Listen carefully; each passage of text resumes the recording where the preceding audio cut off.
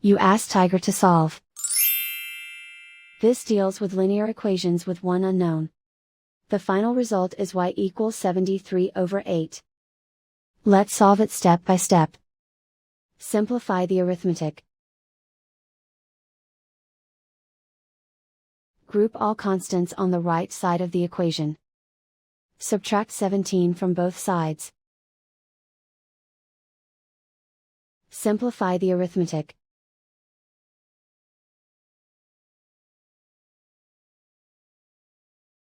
Isolate the y. Divide both sides by 8.